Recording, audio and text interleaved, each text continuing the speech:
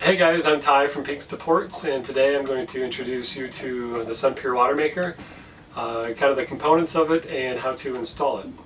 So first I want to talk to you about why we chose the SunPure Water Maker, and then we'll get into the installation portion of it. Really it came down to a couple key factors for us. One being the components that make up the water maker are very easy to find. Most of the stuff you can find at your local hardware store. There's no worry about having something shipped from halfway around the world and taking a couple weeks to get there. Secondly, the customer service that you'll get with Stu is outstanding. You can call him up on his phone, he'll answer pretty much every time, answer any question you have and help guide you in any way possible.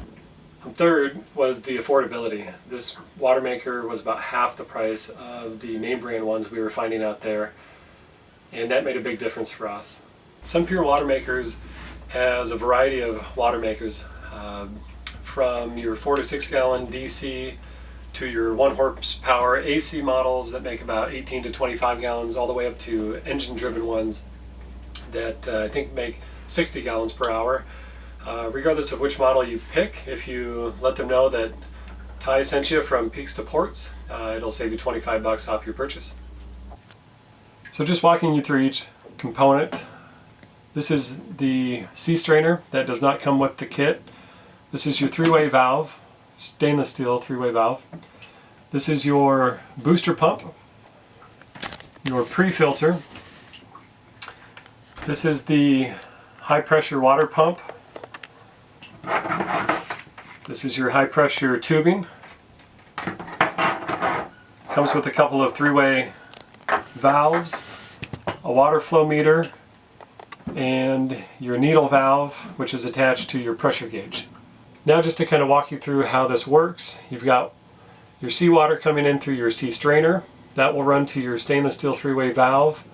One of the ports is going to be your freshwater or pickling line.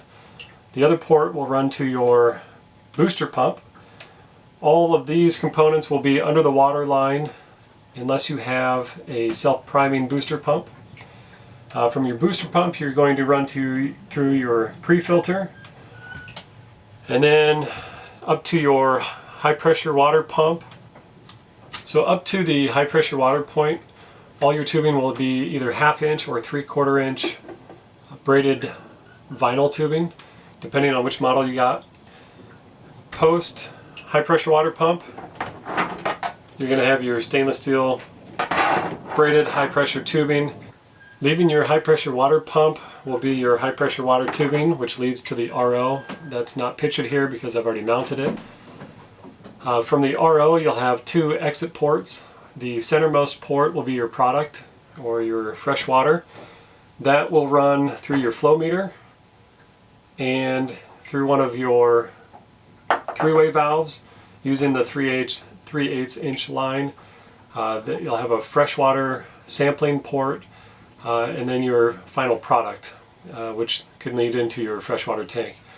The other port leaving the RO is your brine, and that will run through the high pressure gauge through your needle valve, so you can adjust the pressure through the RO. That will lead to a 3-way valve, one which will be your brine overboard, and the other one will be a pickling line. Obviously every boat is different, so your installation will be custom made to fit your boat. On our boat I decided to forego the additional through hole and tie the water maker into our foot pump. That will connect to the sea strainer, the stainless steel 3-way valve, the booster pump, and the pre-filter, and I'm going to shove all that underneath the sink here. From the back of the sink I'll run the tubing to connect with the high pressure water pump, place it beneath the seats here. That will run to the RO, and then I'm going to run through the bulkhead there into the forward head. Going into the forward head, I've decided to run the pressure gauge along with the water flow meter and shove it into the back of that compartment there, which we don't use. It'll be easy access to view the gauges themselves and make the necessary adjustments. I am also going to have the brine overflow go into the sink and have our freshwater pickling line come out that compartment as well. One thing I am adding is the addition of an 8-foot stretch of high pressure tubing from the RO to the gauge here. That's just because I want to see the gauge and make it easily accessible.